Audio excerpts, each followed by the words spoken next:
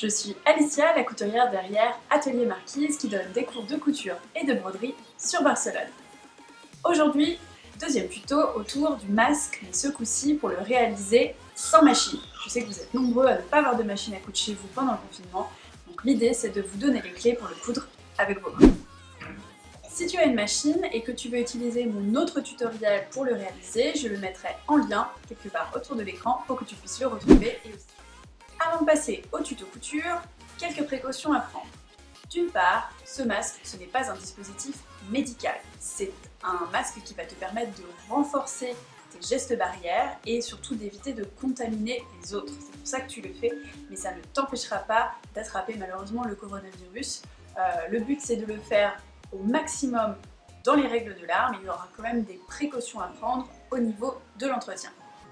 Ça veut dire qu'on essaie de le réaliser le plus en accord avec les normes qui ont été données d'une part par l'ANSM, l'Agence nationale de sécurité des médicaments, et les recommandations de l'AFNOR qui ont donné des informations sur les types de tissus, je te mettrai plus de détails ensuite, et d'autre part, on va s'en servir de manière adéquate, c'est-à-dire que on le lave le plus chaud possible, 60 et même plus si tu peux, on ne le porte pas trop longtemps, quelques heures, 3-4 heures maximum, on le change à chaque utilisation une fois qu'on l'a porté à l'extérieur et enfin on évite de se toucher le visage une fois qu'on l'a installé.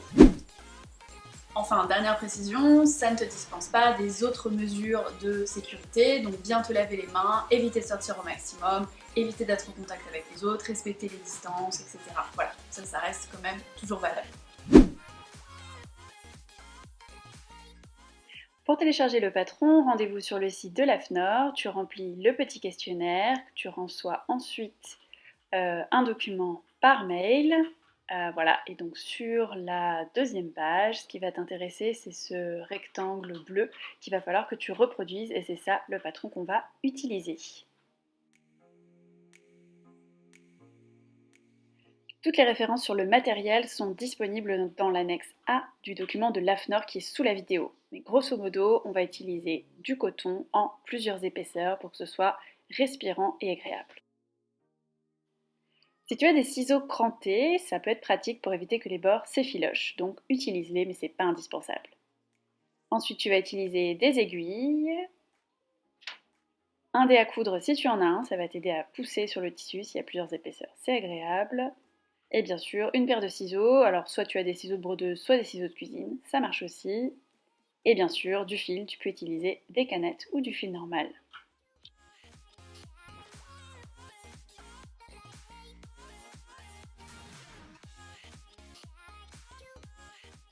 Sur la partie découpe, on ne se prend pas la tête, on va mettre les 3 épaisseurs dont on a besoin les unes sur les autres, et ensuite on rajoute le patron par-dessus pour pouvoir découper autour de la forme. Alors on va ajouter quelques petites épingles pour pas que ça bouge. Si tu as ça dans ton matos, tu peux aussi utiliser n'importe quoi que tu as chez toi, une bougie, ça fait l'affaire. Et ensuite, on prend ses ciseaux et on fait le tour de la forme. Voilà, c'est vraiment niveau CP.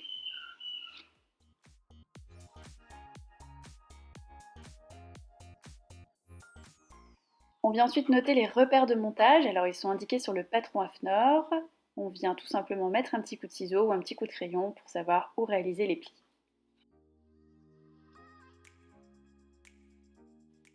Et maintenant les choses sérieuses commencent puisqu'on va s'attaquer à la couture à la main. On vient faire en fait les deux bords haut et bas. On vient épingler toutes les couches ensemble pour ne pas qu'elles bougent et que ce soit plus facile ensuite de les coudre.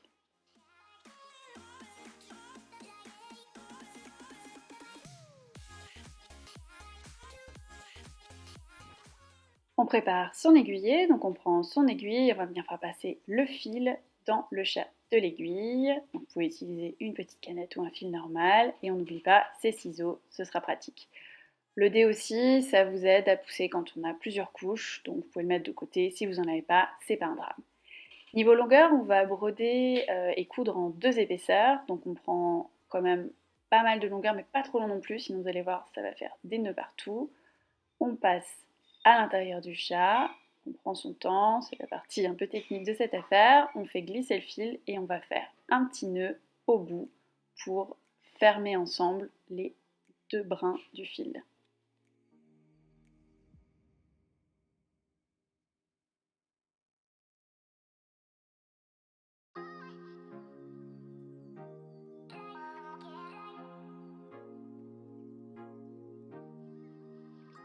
Le principe du point arrière, c'est très simple, c'est qu'on va venir dans un premier temps coincer le fil et passer derrière une première fois. Donc là, vous voyez, je perce le tissu, je viens vers moi, je tire quasiment jusqu'au bout, mais je laisse un petit peu de place.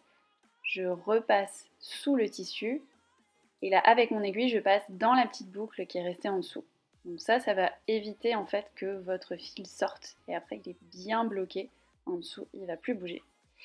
Et ensuite, le principe du point arrière, c'est qu'on va aller en avant et revenir en arrière. Donc je vais vous montrer là. Donc on vient percer le tissu en avant.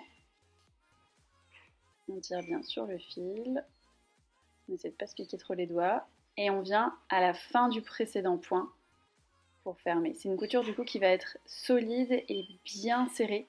Donc c'est l'avantage de ce point arrière. Alors ça va un petit peu moins vite qu'un point avant, mais c'est assez pratique.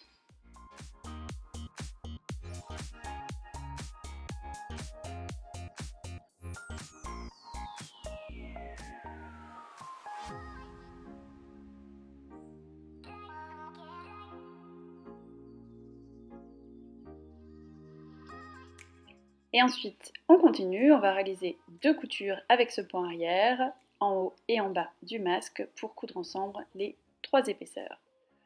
Bon, ça paraît un peu long, mais en vrai, en une dizaine de minutes, je dirais, vous êtes rendu, ça va quand même assez vite, une fois que vous avez pris le coup de main. Évidemment, quand vous n'avez plus de fil, vous reprenez une aiguillée comme on a montré au début, et on avance au fur et à mesure.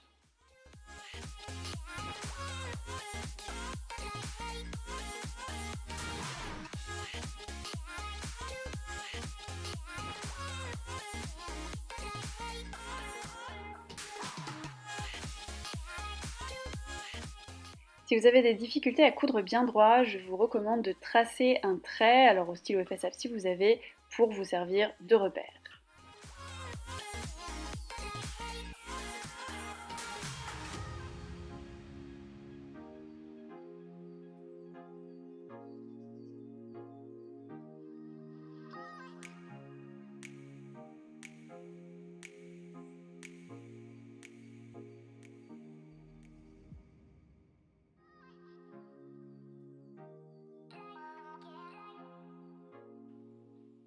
Ensuite, on vient rétrécir les coutures avec le ciseau cranté si on en a un, ou si un ciseau normal, ça marche aussi, et on retourne le travail.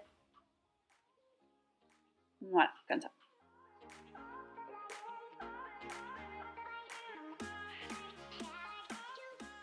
On vient repasser avec son fer bien chaud les coutures bien à plat pour qu'on ait un masque bien confortable et qui marque le pli. Voilà, généreusement avec la vapeur. Et ensuite, on va venir former les plis. Alors là, regardez bien ce que je fais avec mes mains. On fait un pli creux et en fait, on va se servir des petits crans de montage ou des petits coups de ciseaux qu'on a fait pour venir recréer ce pli creux. On va ensuite le bloquer avec les aiguilles.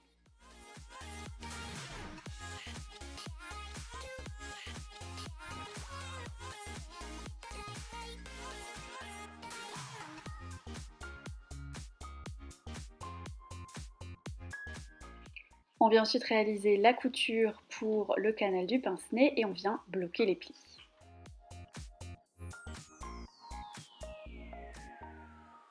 Alors je vous représente les futures coutures avec mon trait de stylo, pareil pour vous aider à coudre droit, c'est assez pratique. On laisse à peu près 1 cm de marge de couture.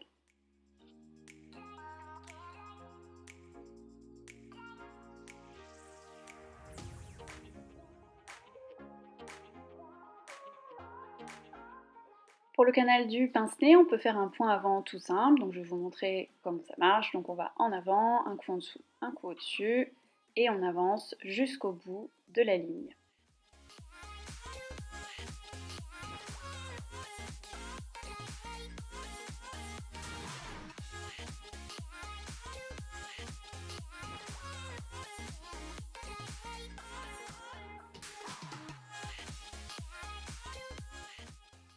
On réalise ensuite les coutures côté pour venir bloquer les plis.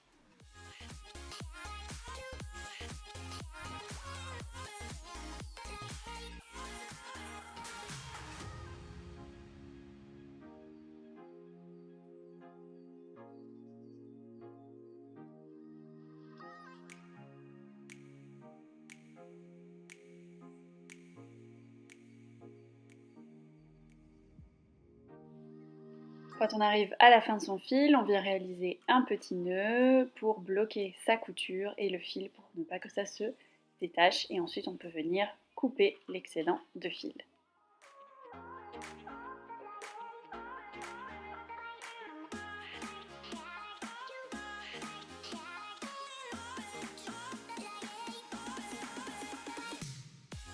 Voilà ce que ça donne une fois les 3 coutures réalisées.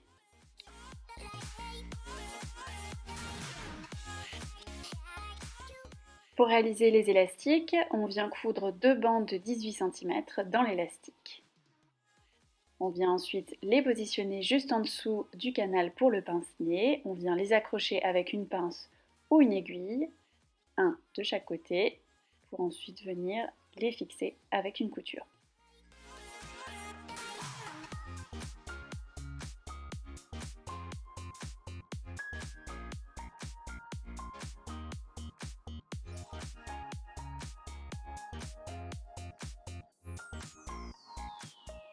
Pour les fixer, on va utiliser un point tout simple d'avant-arrière. L'idée, c'est vraiment juste de passer à travers toutes les épaisseurs. Alors c'est là que le dé à coudre va être utile, parce qu'on peut pousser avec. Et de bien fixer l'élastique sur le masque pour que ça ne bouge plus. Donc vous pourrez tester ensuite pour vérifier que ce soit bien tendu.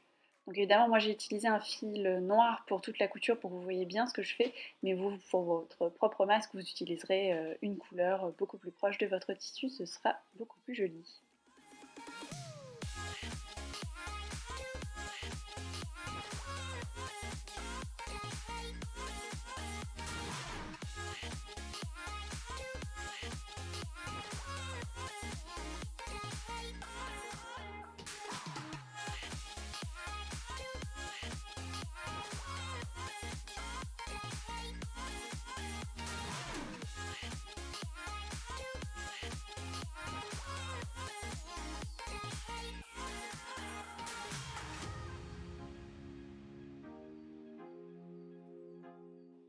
Et enfin, dernière étape, on vient préparer la feuille d'aluminium, donc il faut que ce soit à peu près d'égale largeur que le masque, et on vient la rouler pour qu'elle crée en fait une forme assez solide pour venir pincer le nez. Vous allez voir, c'est assez utile, et évidemment, il faut que ça rentre dans le conduit qu'on a créé, donc on le fait à la bonne taille.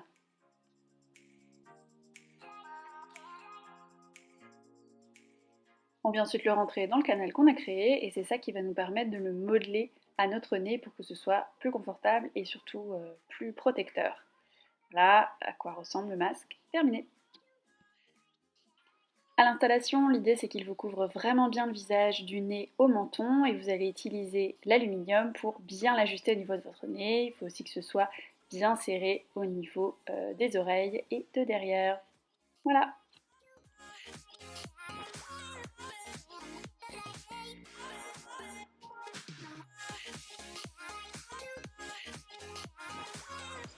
Voilà, le tuto couture pour coudre un masque sans machine, c'est terminé. J'espère que ça t'aura aidé et que ça t'aura avancé sur les premiers pas de couture à la main. Tu vas voir, c'est vraiment pas sorcier, juste un peu plus long évidemment que pour le faire avec la machine. Tu peux retrouver le tuto machine que j'ai déjà créé sur ma chaîne. Tu auras le lien aussi sur cette vidéo. En attendant, évidemment, si tu as des commentaires, n'hésite pas à me les poser en dessous. Si tu as bien aimé, un petit pouce en l'air, ça m'aidera. Et évidemment, si tu veux d'autres contenus, abonne-toi à ma chaîne. Tu peux aussi me retrouver sur les réseaux sociaux, je suis pas mal sur Instagram, atelier_marquise, et aussi sur Facebook, ateliermarquise.couture, où je poste pas mal de contenus, de vidéos, j'interagis, bref, voilà. Si tu veux me retrouver, on fait aussi des lives, des choses comme ça. Ce sera l'occasion, et je te dis à bientôt et bonne couture.